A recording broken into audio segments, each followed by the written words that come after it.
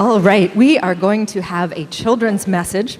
So anyone who's a kid or a kid at heart, feel free to come on up and join me up here.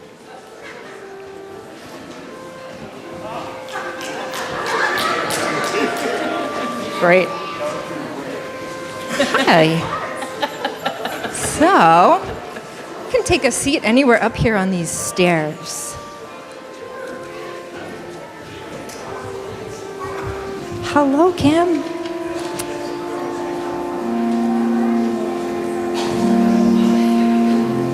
I see a fox coming forward. Piper and the fox. Okay. Hello. So I'm Megan, and I am new here. I am a pastor just like Robin, and I'm really happy to meet all of you. You know how when Christmas is coming up, you start counting the days, and it's like 24 days left, and then 23, and then 22. I've been counting coming to see you guys for so long, so finally to me, the day is here. It's like Christmas. All right, so today in church, we're going to be talking about making mistakes and being kind of imperfect, because as humans, it's kind of the way we are. We just try really hard, we try our best, but we make mistakes. And as a new person myself, I'm probably going to be making mistakes a lot. So if you have the way to go, you know how to show me how to do something, or I'm lost and headed into the boys' bathroom, just quickly tell me where to go, the right place. And so we make lots and lots of mistakes, but sometimes mistakes can be a really great thing.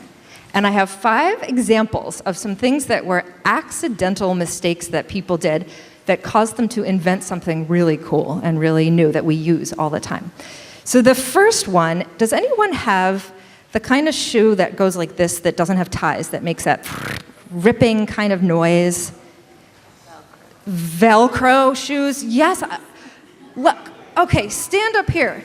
Can we stand up for a second? Just to show your shoe. Put your shoe as high in the air as you can so people can see. Tell us your name. Okay, that's all right. Thank you so much for showing your shoe. How many else have a shoe like that?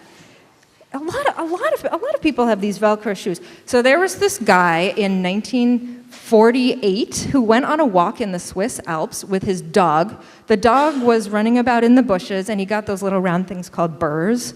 You know, they're round, they're like a kind of nature that's brown, and they have hooks, and they get on your clothes, and they get in the dog's fur, and it's hard to get them out. He thought, actually, that's a really good idea to have that kind of little hook thing. So he spoke French, so he had... Your dad speaks French too? That's cool. So he would know that the word velours means velvet, and the word crochet means small hook. So he stuck those 2 words together into making the vel from velour and the crow from crochet into Velcro. And then he invented this stuff that works really well to hold your shoe together. All right, so who would like to have a basket and hold on to it for a second? Cam, that's you. All right, stand up here. Don't look at it yet. All right, so in 1948, 43, the United States was in a war. They were trying to build rubber to use on some machines and tanks. They were trying to invent something, and the guy mixed silicon and boric acid. He wanted to make rubber, but it didn't work. It bounced, and that made something very cool. So will you open your basket and show us what he invented by accident? Hold that up, and you might have to open it up to know what it is if you don't yet know. Some people know. Yeah, open it up. Do you know what that is? Do you know what that is? Silly putty. Silly putty. Great. So he made this cool substance that, anyone else ever played with this? Yeah, it's cool. Yeah, it bounces, but it also, it's something, if you put it on a newspaper and you press it, you can get the image of the newspaper onto it and then stretch it out. It's very fun. All right, would someone be up for opening basket 3? Okay, yes. Tell us your name. Chloe. Okay, thanks, Chloe. Let's see. Let me remember what's in basket 3. Okay, there was a minister named Art Fry in early 1970s. He was getting really annoyed at his hymnal because he'd try to put a bookmark in and it would fall out, and he really wanted to be able to mark his place, not wreck the hymnal. And there was another person who was trying to invent a very sticky glue The glue wasn't working at all. It wasn't sticky. So Art took the wish for a bookmark that worked and the glue and combined it to make Sticky notes? Sticky notes? Post-it notes were invented in 1979. Thank you. You can put them back down. Thank goodness. We need those for a lot of purposes. Okay. I'm going to go back and forth with the boy, girl. Okay, stand up. Tell us your name. Malik? Hi, Malik. Okay, don't open it yet. I even forget what's in there. Oh, okay.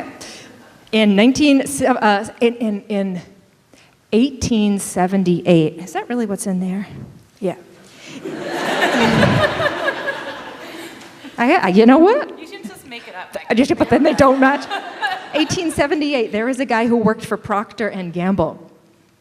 He was in charge, it was a soap factory that he worked at. Oh, don't look yet, okay? Okay, oh, you're playing with this, great, perfect. I want to give away the surprise. He worked for Procter & Gamble. He was in charge of turning off the switch that put air into the soap. He would make these huge vats of soap. And he was in charge of turning it off. One day he went on his lunch break, he forgot to turn it off. And all this extra air got into the soap. And he was so embarrassed that he'd made a mistake. Have you guys ever made a mistake and been like, oh gosh, I hope no one ever finds out about that? Yes, me too. That happened to him. So he didn't tell anybody. And in this circumstance, it was actually okay that, usually if you goof up and you've made a mistake, you're like, shoot, I'm so sorry, I've made a mistake, right? And you kind of get the help you need. He didn't do that. He let the air be in the soap, but then for months and months and months, people were getting excited about soap that floats because there was air, it would float. So why don't you go ahead and open this up and see what is in there and hold it up for everybody. Do you know what that is? Ivory? Yeah. Ivory soap, the soap that floats. And it still does float. You won't lose it in your bathtub. That's great. So a lot of people were losing their soap. Thank you so much, Malik.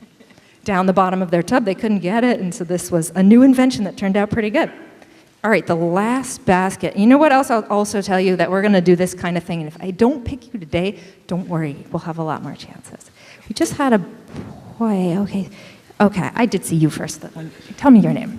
Mackenzie. All right, Mackenzie, stand up here and hold on to this. Okay, this has something in it that's for everyone, and you'll get a little something at the end of this.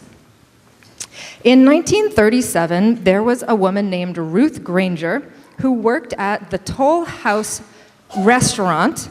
It had existed for a long time, many hundreds of years. There were people who were traveling between Boston and New Bedford in their horse carriages, and their horses needed food and water. They'd pull up at this restaurant, the horses got the food and water, and they went in for a meal.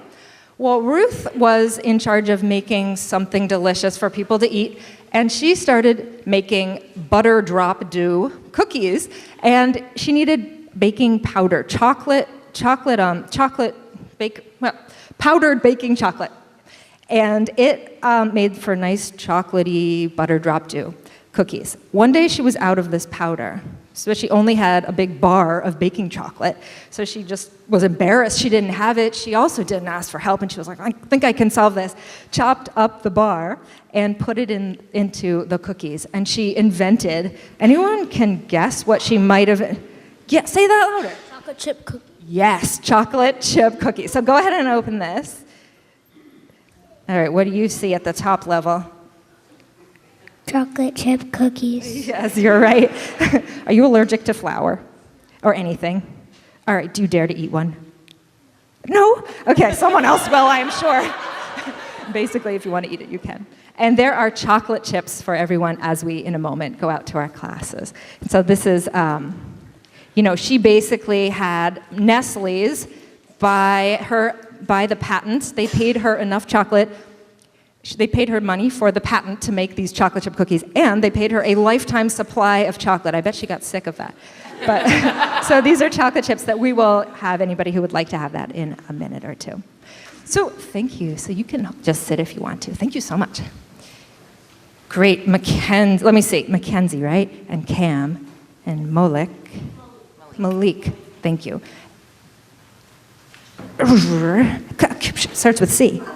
Tell me, Chloe. All right, thank you. So when I think about all of these sort of discoveries, I think, what if they had just given up? Like they made a mistake and, too much bubbles in the soap. Oh, well, I won't tell anyone. We'll just, nothing will happen. I think that mistakes cause us to think very deeply about what else can be discovered and what you can learn. And it's always important to know that God made us perfectly imperfect on purpose. It wasn't a mistake. It was that we are meant to find our new thoughts by having mistakes happen. And we can always ask for help. And thanks if you're up for helping me, because I'm a new person here. And we all get to help each other. That's part of just being a human, is we goof up, we figure out how to say sorry if that is necessary. And then we keep going and inventing new things out of that. So will you all join me in a prayer? And I'll have a line, and then you can say the line too. Dear God, thank you for making me perfectly imperfect. Thank you for making me perfectly imperfect. For giving me chances to discover new things. For giving me chances to discover new things. And for forgiving my mistakes and loving me anyway. And for forgiving my mistakes and loving me anyway. Amen. Amen. So it was so great to meet you guys. I look forward to knowing each of you much more. We're all going to go out. Adults are going to sing as we do that. And out in the hall, we'll have some chocolate chips.